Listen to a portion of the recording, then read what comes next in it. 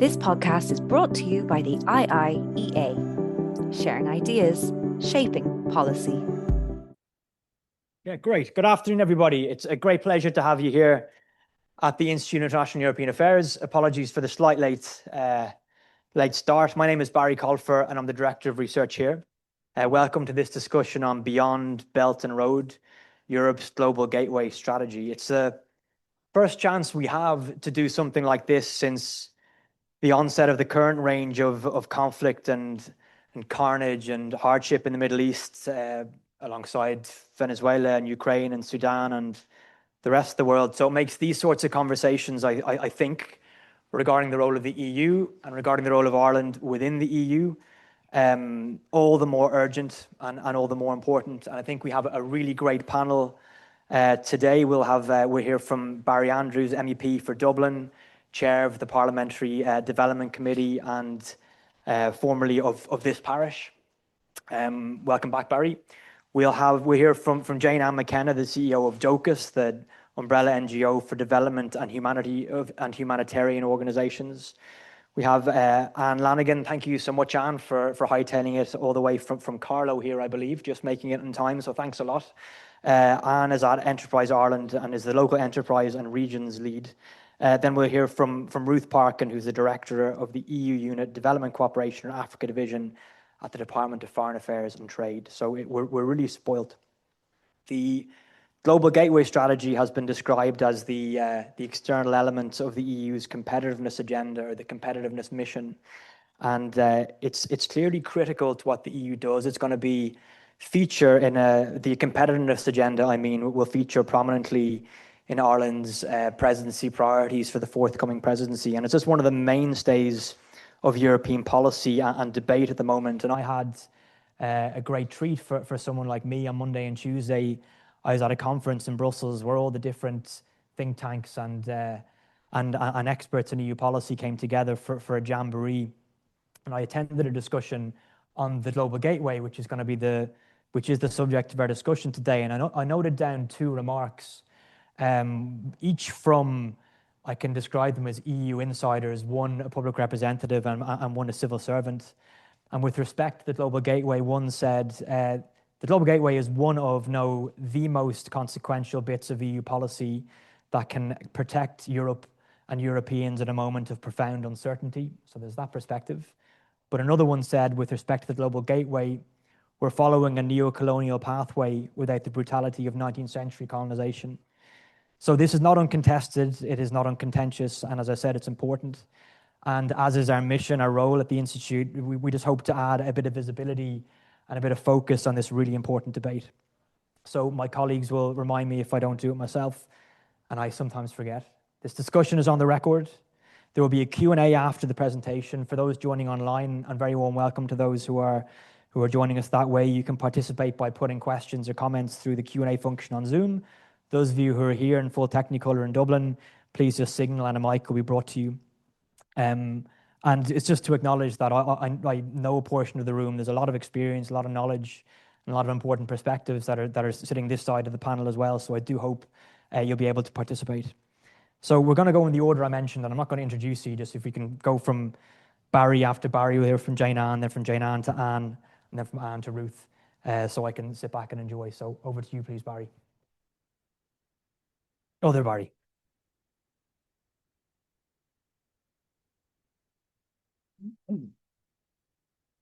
Well, good afternoon, everybody. It's brilliant to be back at the IIEA. I was Director General here for 2 years. Great to see familiar faces. I was elected to the European Parliament immediately after being here for a couple of years, but I made the mistake of only getting the 4th seat in the Dublin constituency, which meant that I had to go in what was called the deep freeze and wait till the British actually left the European Parliament 8 months later. So I often say that I was the only Irish person that benefited from Brexit. So I try to keep that quiet for most of the time. But it was the honor, a great honor for me to be elected as chair of the Development Committee, because I had a background in development. I was CEO of Goal for 4 years. And I had been on the European Affairs Committee in the Oireachtas, where I was involved with Brendan Howlin. We did a lot of development policy advocacy. And I think, you know, to take over as chair of a committee that you feel so passionate about is an incredible honor. So now Global Gateway, as Barry has just mentioned, is a key part of the European Union's competitiveness agenda. You're all familiar with the Draghi reports. We'll just mention that a little bit later on.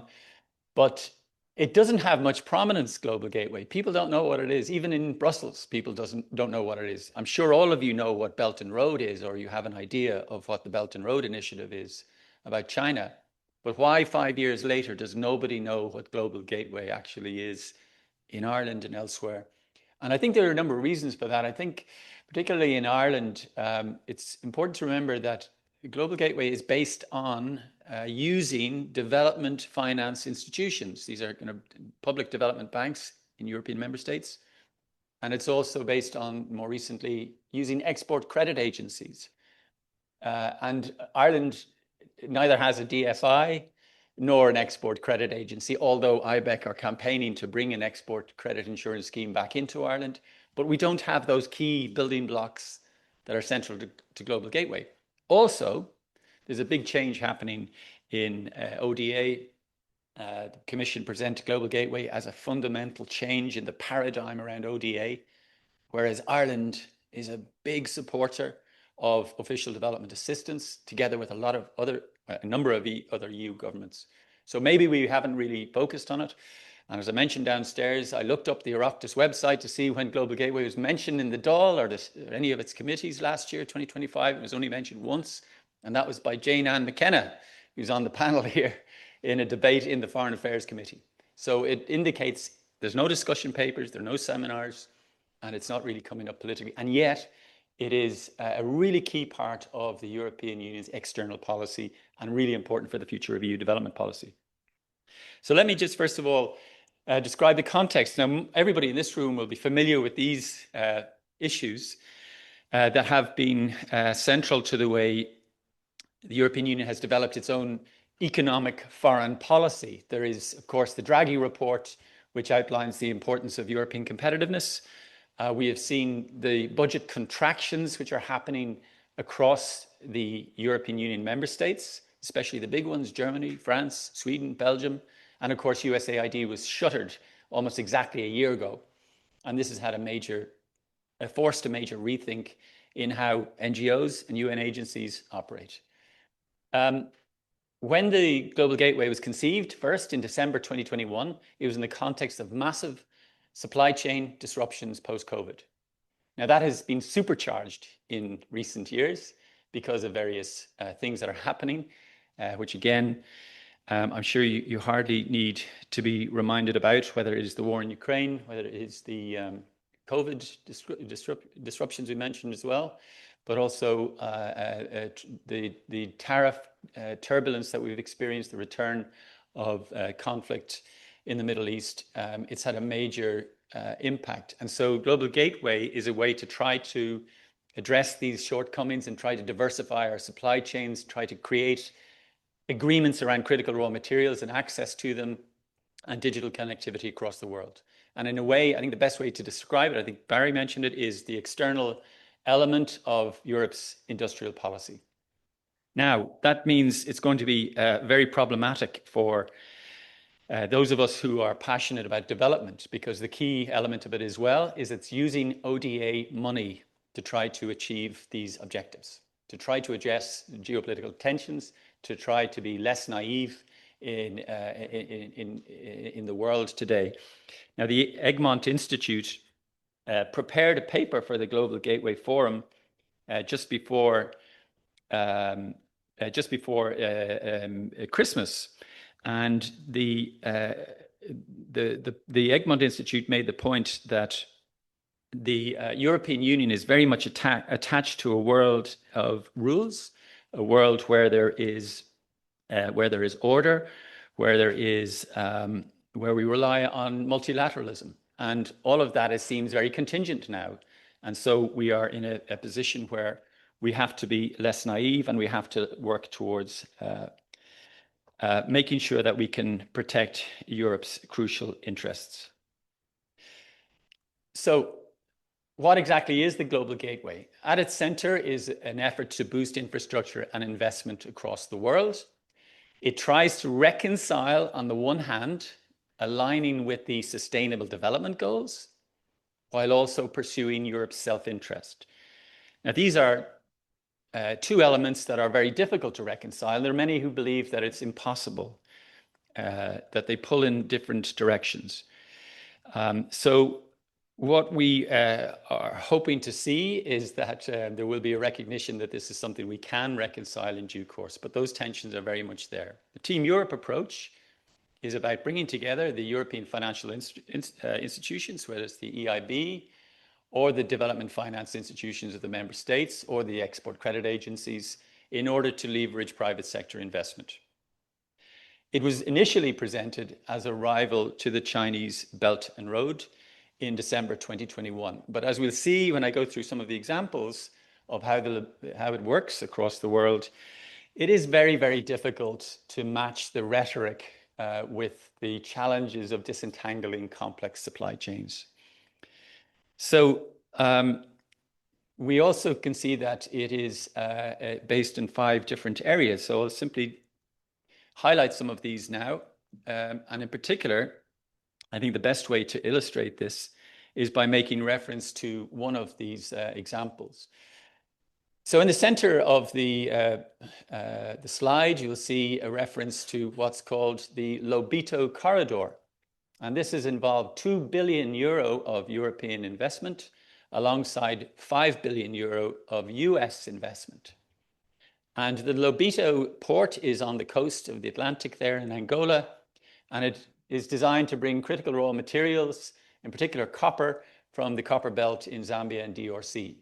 And I had the pleasure to visit there just last October. And it was quite an eye-opener to see, in fact, what's happening on the ground.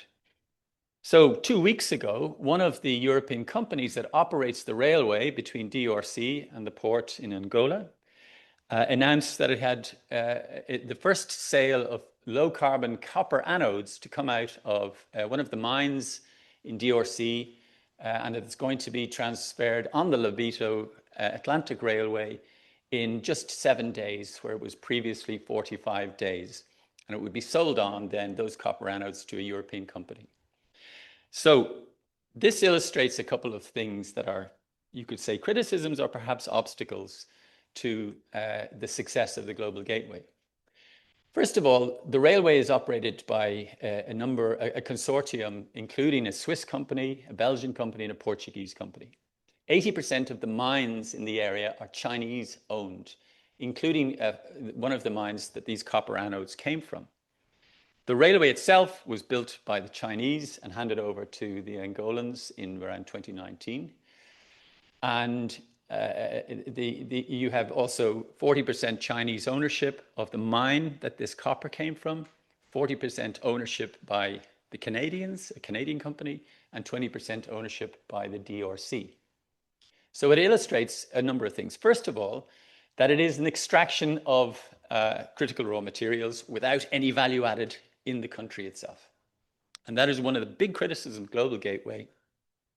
It is repeating the model of extraction, which really discredited Europeans in Africa and continues to be a mark against Europe in Africa. Secondly, I've mentioned a lot of countries that are involved in the supply chain, from China, Canada, America, Europe, and it also underlines how difficult it is to unravel and disentangle complex supply chains, which doesn't match the rhetoric around Global Gateway, which claims to be a rival to China that's going to diversify our supply chains and ensure that we can deliver the Green Deal and the digital transformation in Europe. And finally, when this was announced, these first sale just 3 weeks ago, the CEO of Trafigura did a press release, and I extracted this paragraph from the press release on the 19th of February. We are equally proud that these anodes will be transported via the Lobito Atlantic Railway, a milestone made possible by the vision support of the governments of DRC and Angola, as well as the loan package provided by the US International Development Finance Corporation and the Development Bank of Southern Africa. So you can see the problem there is Europe doesn't even get a mention, even though we have spent so much. So, and one of the things some of you will be familiar with is that, in fact, Europe, writ large, invests more in Africa than China does. It has a trade deficit with Africa, and so the trade terms are more favorable to Africa than China. China has a massive trade surplus. And yet we are invisible. So even though Global Gateway has helped to bring about the situation, there is a major issue around the visibility of Europe in some of these projects. So I just want to go back, if I can, just to mention over in the top right-hand corner is the Clean Trade and Investment Partnership. That's Cyril Ramaphosa, the President of South Africa, and President von der Leyen. And this is a type of a trade agreement, but it's not like Mercosur or the India trade agreement because it doesn't require the ratification of the European Parliament. So it's not complicated and it won't take 20 years to deliver. It's just the Commission doing a bilateral trade agreement at a different level. And it involves a huge amount of Global Gateway investment in delivering that. So again, you're using what is official development assistance to achieve trade objectives. And that's part of the tension about Global Gateway. But it's very important for access to critical raw materials. It's very important to helping the decarbonization of energy in South Africa. So the sources of financing, just to be very quick about this, because I'm conscious of time, is that the overall idea was to deliver 300 billion euro of investment. And the Commission said that they passed that in 2025 and have now set a target of 400 billion euro of investment by the end of 2027. The way it's financed is through grants from the European Commission, from the EU, from concessional loans from the EIB and DFIs, and guarantees from the likes of the European Fund for Sustainable Development. And these are all there to de-risk private sector investments in difficult to reach markets and to try to ensure that there are these investments in infrastructure. Private sector participation is key, but it has been really cautious, as we'll see. And these DFIs and export credit agencies are crucial to the way this happens. Now, this is a very complicated slide, but as you can see in the darker square, that's the 39 billion that comes from the European Fund for Sustainable Development, and that leverages the 135 billion euro in public and private investments. And the rest of it is made up by other financial institutions that are involved in achieving those targets. But I have to say, I have not been able to get to the bottom of how this is all working and what the figures and what the breakdown is on Lobito, for example, how much of that is coming from the EFSD Plus, how much of it is coming from private sector investment. It is very difficult. There's a complete lack of transparency. Now, this brings in the governance of Global Gateway. There is a board, as you can see in the second panel there. The Global Gateway board met for the first time in 2022, and it met for the second time in October 2025. There was 3 years between the meetings, and I went along representing the Development Committee, David McAllister representing the AFET Committee, and Bernd Lange representing the Trade Committee. And Ursula von der Leyen was not there, Kaja Kallas was not there, Joseph Sikela was there for a very short time and left, so it wasn't taken seriously. And the minutes of the previous meeting 3 years earlier were exactly the same as the subject matter of the meeting just a few weeks ago. So some major changes have now occurred. Global Gateway Board will meet again in May, so it's going to be meeting much more regularly. And Joseph Sikela, as head of DG INTPA, the International Partnerships, will be running the board. Team Europe means all of the member states and all of the DFIs, and Ruth can talk to that. It's a very important part of the overall governance. The Business Advisory Group is where Anne Lanigan plays a role, and also the Civil Society Platform, which again, Jane Ann can talk about to some extent, but it's really important that these are represented. So for the future, if you are a private business and you think you have an idea where it's possible that EIB could de-risk your investment in the developing world, the Global Gateway Investment Hub is the way to go. The DG INPA promise that within 1 month, they will reply to proposals that they have received from private sector, and they will be able to get the assistance of their national governments in that respect. This is the debate for the next MFF. The multi-annual financial framework is the 7-year budget of the European Union. It's been drastically simplified and reduced to just 4 headings, and we're debating all of that right now. In the first heading is where you will find the Common Agricultural Policy and cohesion funding. In the second heading, it's now called the European Competitiveness Fund. That's where you'll find Erasmus and Horizon and various other major programs in heading 2. In heading 3, that's where Global Gateway is. It's in the Global Europe Instrument. So the Global Europe Instrument will fund Global Gateway.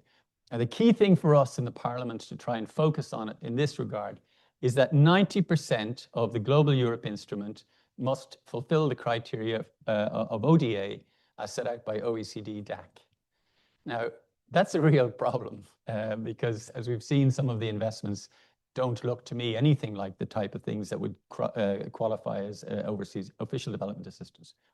So that's the debate that we're having at the moment. So that is it. I just want to say by conclusion that we are having a very tough debate about this issue. The Parliament is divided slightly. There are those who think that we should only be focusing on European business interests. We should be very, very unapologetic about that. I think we can reconcile that with the need to provide and support official development assistance. That's the way we're going to try and push it. I think we have to, however, have a debate about introducing what I'm calling soft power EU. So we have hard power. We're all investing now in defense and security, and that's important and has to be done. But we have these incredible assets across the world, a great credibility, great tradition, and it's how we distinguish ourselves to a great extent from other powers is our soft power and our influence through the likes of development policy and our diplomacy. And I think it's something that we need to develop. And those are the 2 elements that I believe will make Global Gateway a success. Thank you. Thanks a million, Barry. So you can stay there or there. What I was going to say to the 3 of you is thank you so much, Barry. You're very welcome to either speak from where you're sitting or from the podium. It's as you wish, Jane Ann. Up you get. Okay, yeah. You've absolutely just mind your... Thank you. Just to say, we're just in keeping with Barry's excellent presentation. Thanks a million. We have each of those 3 pillars represented between NGOs, business, and the state. So I think a perfect preface to the discussion. And thanks a million, Barry. Yes, thanks very much, Barry. And I think there's a few points that you made that I'll touch on a little bit in my remarks as well. So I suppose from a civil society perspective, we really see the Global Gateway is a moment of opportunity, but also a moment of immense risk as well. So as Barry alluded to, I think as it is at the moment, it lacks clear criteria, transparency, and there's a lack of, I suppose, information sharing around funding flows, project pipelines, monitoring, and that all kind of undermines the overall accountability of the Global Gateway. I suppose this creates a perfect environment, particularly in the current global context, for politically dominant interests to override long-term development interests. And I think we need to seriously consider how aligning strategic interests with development cooperation can be done both transparently and also responsibly. I suppose the first step is to acknowledge that Global Gateway is not the best tool to provide for human development, nor reach the furthest behind in line with Agenda 2030. I think we've been clear, and I think also the Development Committee have also stated that while Global Gateway is an important component of EU international cooperation, it cannot be the only one. And a dedicated strategy is needed to address human development, just as it is needed to address the needs of both conflict and fragile affected states. So investing in human development, sectors such as health, education, social protection, has been proven to reduce inequalities. And Global Gateway projects that do not have a strong and explicit objective of tackling inequalities may end up doing the exact opposite, widening inequalities and creating new divides or deepening existing ones. I suppose it'll only succeed really if there are partner countries and communities are genuinely involved in shaping priorities, not just simply receiving projects aligned with European strategic interests. And that actually means meaningful consultation, transparency in project selection, and real space for local and civil society engagement. I suppose the European Commission now needs to kind of move forward with a bit more of a systematic approach to engaging all the key actors. I think there is an opportunity for the human development to be promoted through this 360-degree approach. I suppose this is essentially what sets Global Gateway apart from the Belt and Road Initiative. It's an attempt to deliver a model that can be high standards, good governance, and transparency. And there's a number of different elements to the 360. I won't go into, but it stretches from, standards around ESG, skills, education, gender equality, involvement of civil society. And they're all enabling factors that really should mitigate some of the risks and of these kind of infrastructure-focused investments. At the moment, that all sounds good, adopt a 360 approach and, we're on our way, but the reality is very different. I think if we look at some recent research, that there's only approximately 8 interventions of 143 blended operations that are explicitly designed or presented by the Commission as 360-degree projects. So even if that number has changed, slightly over the last few months, the reality is it only applies to a very small fraction of EU investments. And I think we've all seen, we don't have to look too far back in history, how large infrastructure projects can increase debt, damage the environment, worsen inequality if they're not carefully designed. And I suppose you cannot create lasting economic value without human development. And that's why there's such a need for clear targets, safeguards, transparent and ring-fenced envelopes for development outcomes as part of Global Gateway. I think despite what is being said by the Commission, I think civil society's role within Global Gateway is extremely limited. I liked Barry's graph there, where there is the civil society and local authorities platform. In reality, it has absolutely no weight. It is not embedded in any of the governance structures within the Global Gateway. It has no meaningful way to actually engage with the other governance structures, such as the business platform. So there are real gaps there in terms of actually what do we mean by actually involving civil society and local authorities. I think, there is a way that the EU needs to look at civil society now. It's, the reality is you cannot deliver sustainable change within societies, sustainable development, or indeed large-scale infrastructure that's embedded in the communities without engaging with local civil society, national civil society, or indeed using the expertise and the experience of that civil society groups and NGOs as well. Otherwise, you're setting yourself up for failure. I think there are other recommendations that we would have, particularly around strengthening the EU's delegation to engage with civil society. So actually not just, have it as a nice idea, but really how are we embedding it in all of the different processes, both at the EU delegations level, but also how are we creating clear indicators on gender, on inequality, on human rights, on all of that within the different programs that are being there. And how indeed our Global Gateway flagship resources including space and envelopes for civil society within that. Just a word, I think, on the kind of team national approach, and I'm curious to hear from Ruth on that as well. But I think that there is, if you look at the concept note, particularly from the Global Gateway Investment Hub, the team national approach does not include civil society. It includes, the investment banks. It includes, government. It also, we don't have obviously a development agency here in Ireland, so that, eliminates that possibility. But I think then there is an opportunity for Ireland to look and do things a bit differently when it comes to Team National and see how we want to embed civil society in some of those initiatives as well.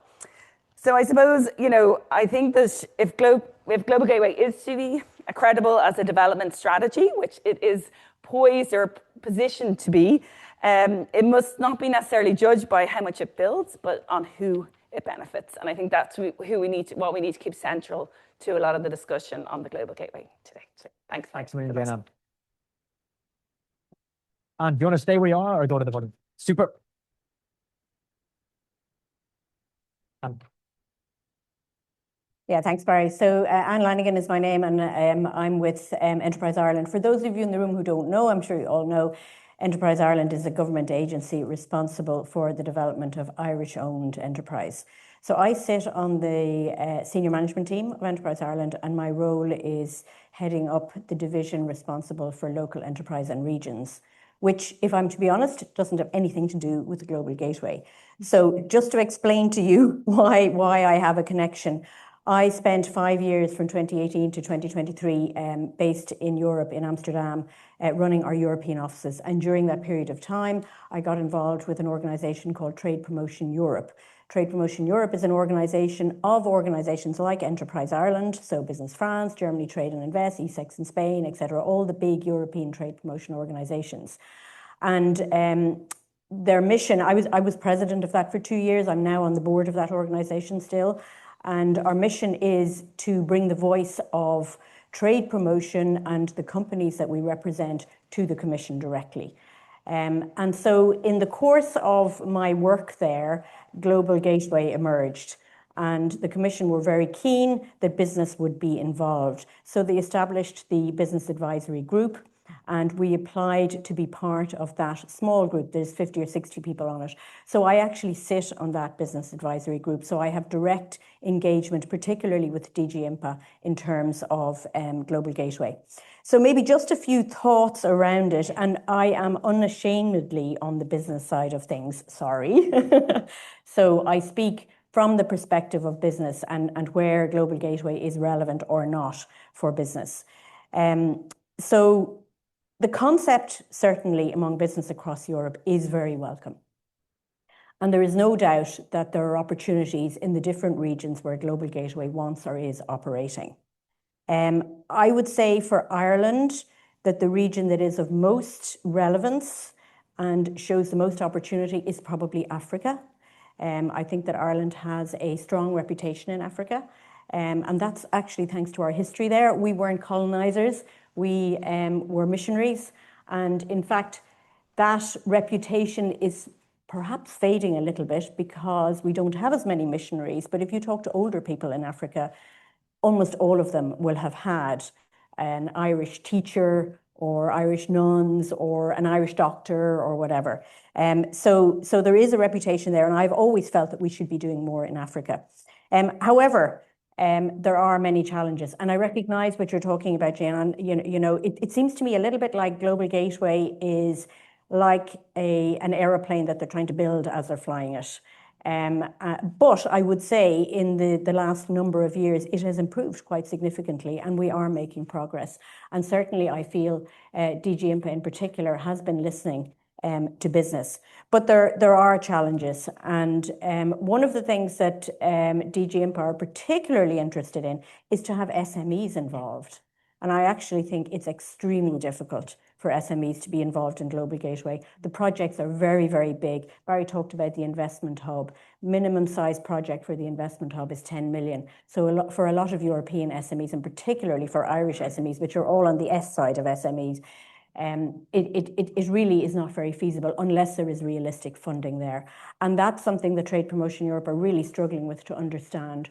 Where are they going to find the funding? We have a working group within Trade Promotion Europe specifically for Global Gateway, which I have been chairing. And so I'm hearing the views. I'm not just giving the views of Irish business. These are the views from across Europe. There's also an awful lot of bureaucracy or bureaucracy. And I have to say, for me, because I'm a very straight talker, I do find that extremely difficult. But that's the way Europe works. And I think we just have to be able to manage it. And I'm sure, Ruth, you're much better at that kind of thing than I am. But we also have to recognise for Ireland, if I speak specifically about Ireland, we have some really strong Irish multinationals. So there is opportunity for some of our bigger companies. However, for our SMEs, certainly in Enterprise Ireland, we have tried to focus them on particular geographies so they don't spread themselves too thinly. So the regions where we're encouraging our businesses to export to are the UK, the US and Europe. So they're not the emerging economies, they're the developed economies. And actually that's where Irish product and services sell best. So there would be a shift if we had to try and look at emerging economies. And that is a real challenge for our smaller businesses. What I have understood from talking to DG IMPA, they never talk about development assistance with us. They sell it entirely as business opportunities. So again, I think that there is, you know, a mismatch between what exactly Global Gateway is. The business community are looking at it, can we make money here? Let's be realistic. That's what they're there for, to make a profit. Whereas there are lots of other competing objectives, which I think haven't really been brought together. And I do believe they can be brought together. There's no reason why they can't, but I don't think that work has really gone into it yet. Barry talked a little bit about Team Europe and Team Nationals. And I would just say that looking at the other European countries, those countries that have really started to get their act together around Team Nationals would be Germany, Belgium, Portugal, Spain, and France. And it's interesting to consider those because, let's face it, they were all colonizers. So they have an advantage, you know. So when you look at Spain, for example, they're looking at the countries that they previously colonized because they have, whether it's a good or a bad reputation, they have relationships there. The French are the same. They're going to the French-speaking parts of Africa. So Ireland is a little bit kind of outside of that. However, we have the advantage that we weren't colonizers, so we sort of have a positive reputation from that point of view. But I might leave my comments at that for now. I'd be very welcome to you know, answer questions later on. But that's the view, I guess, from the business side of Are things. the Dutch at the table? Yes, they are. They are.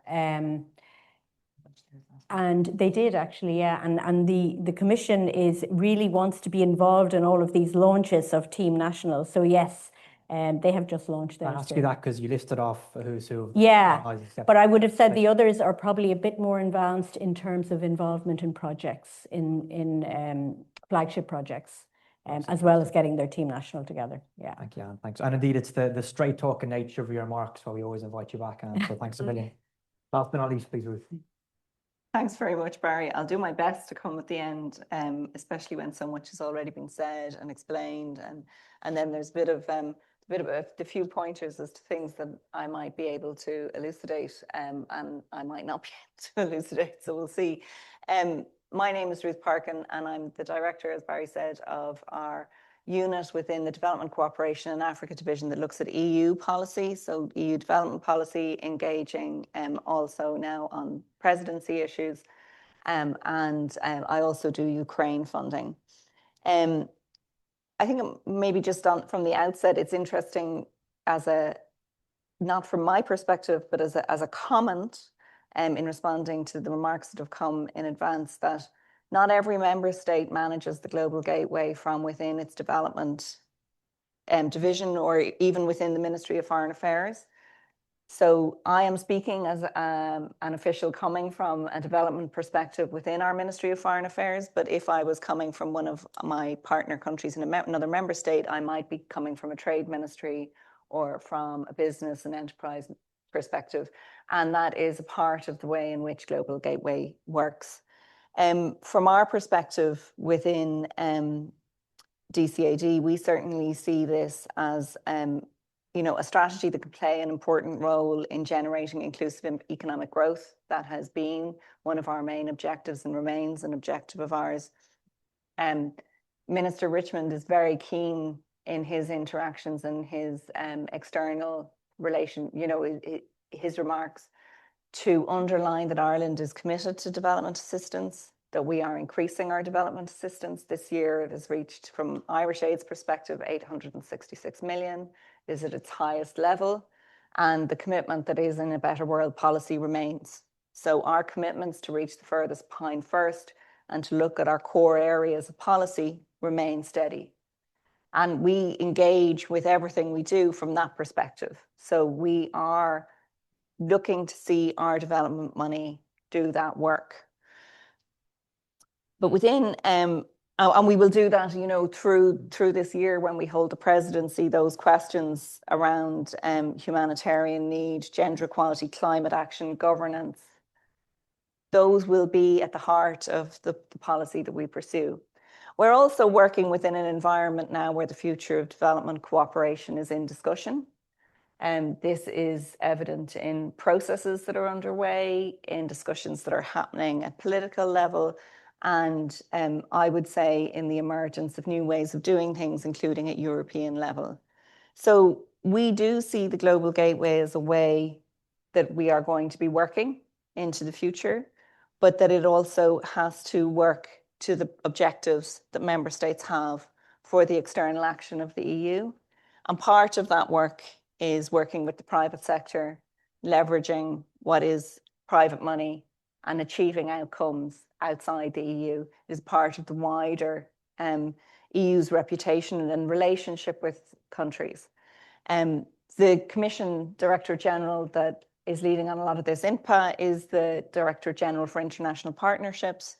It's not looking at the whole world, it's looking at maybe specific parts, but it is talking about mutually beneficial partnership. And for us, we focus in then on the mutually beneficial. And from our perspective, that means that human development is at the core of the work that needs to be done.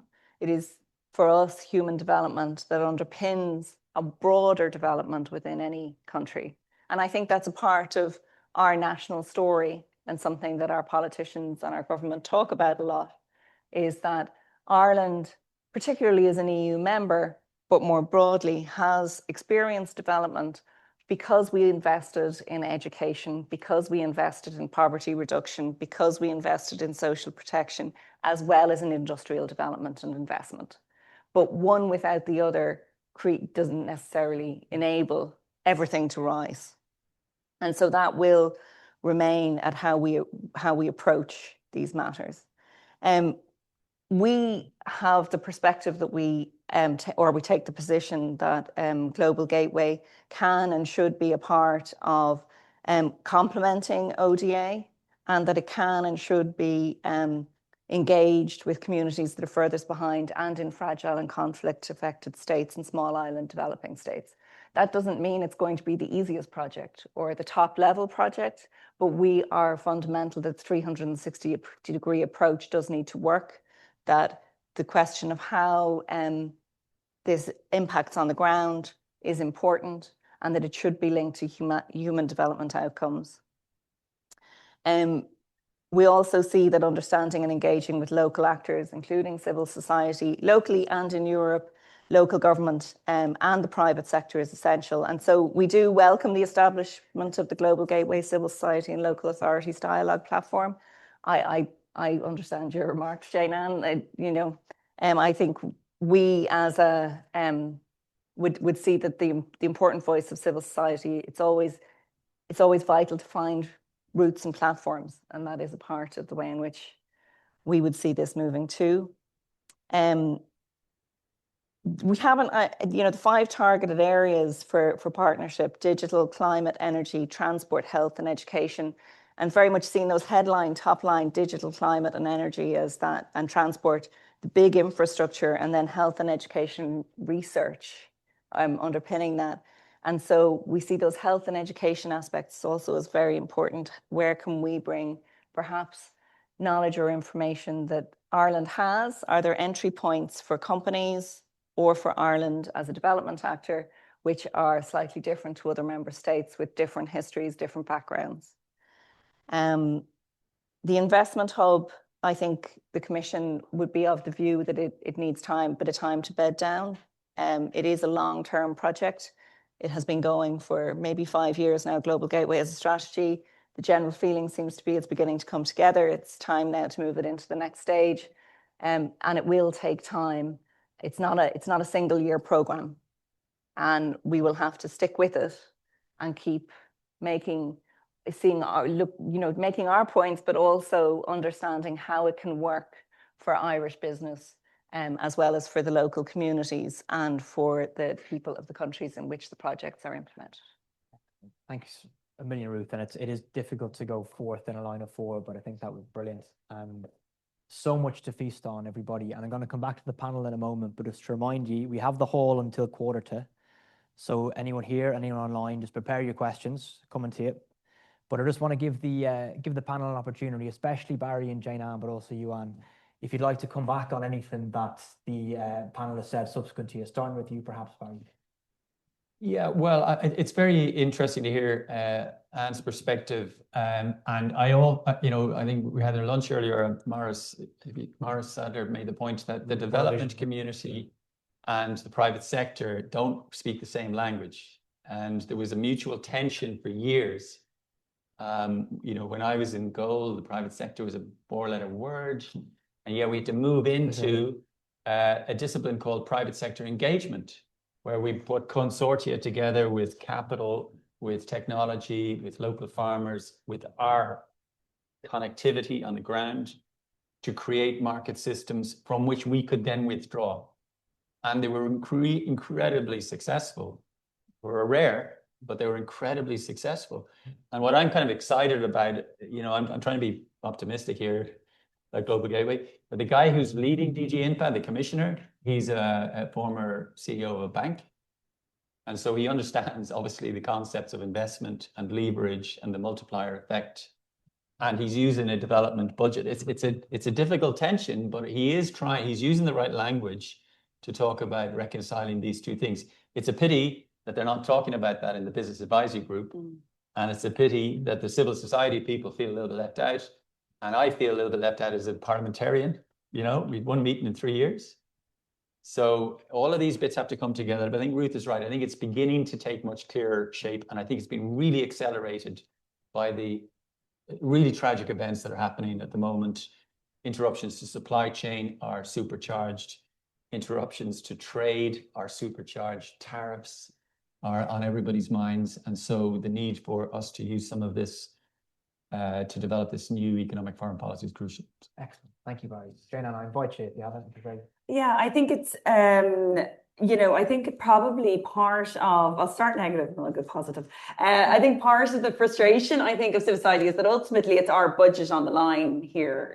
This is the development budget on the line that is being shifted into kind of economic interests. And, we're not, I think it's, the kind of trickle down economics effect, we don't really buy into it, to be honest. We say, it's still the people who are furthest behind who'll suffer the most. And I think we're just saying that it's, so that's probably one of our biggest frustrations, because it's kind of taking a huge level of the budget at the same time as being sidelined within the whole process. I think there is a opportunity here a bit for Ireland. Like as Ruth said there, it's clear where Ireland is in terms of development. We have made, we are continuing to increase our budget. We come with a very principled approach, a very values-based approach.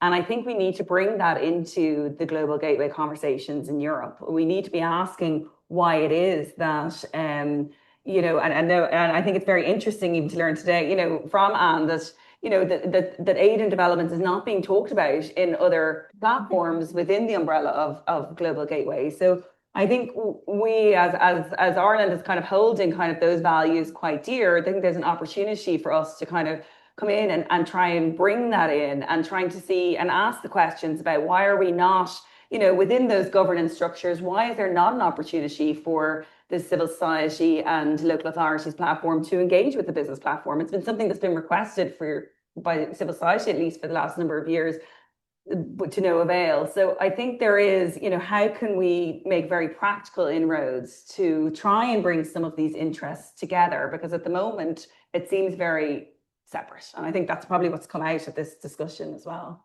Thank you very much, Shannon. Before going to you, we'd like to... Yeah, I might make a couple of points. One, which kind of ties into a little bit what you're saying there, Dana.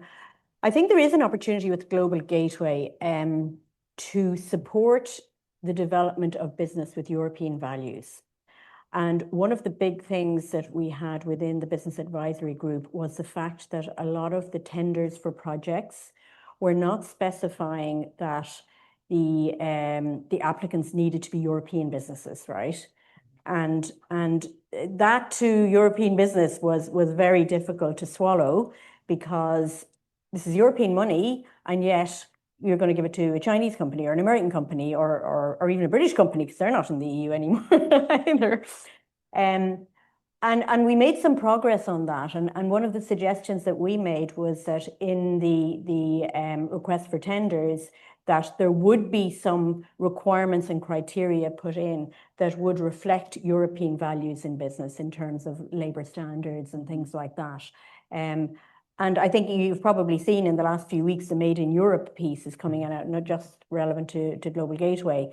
So I think that there is an opportunity actually for us to be involved in supporting businesses in emerging economies where we are pushing the European values rather than allowing some of the not so good values that we see around the world to, and I won't mention any country in particular, but I think Europe is known for its very strong values and in terms of society and people development, etc.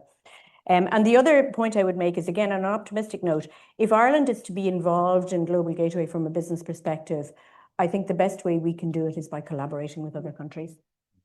I think that's what's really important here. These are big projects. We can't do everything. We're really good in digital, for example. Can we, engage with other team nationals in order to be able to win business for our businesses in those areas? So there is definitely opportunity for collaboration in all kinds of different ways that will really take advantage of what is a very good concept, but probably needs a bit more development. Thank you, Anne. Ruth, you left it on the pitch, right? Or do you want to say anything? No, I'm fine. Yeah. Fantastic. Thank you very much, guys. This podcast is brought to you by the IIEA, sharing ideas, shaping policy.